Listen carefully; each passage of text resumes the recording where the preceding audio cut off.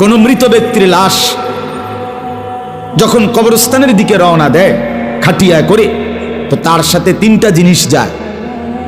ফায়ারজিউ ইসনান ওয়া ইয়াবকা ওয়াহিদ, দুইটা জিনিস ফিরে আসে, একটা জিনিস কেবল থেকে যায়। তার সাথে যায় তো তিনটা জিনিস, মালুহু ওয়া আহলুহু ওয়া আমালুহু।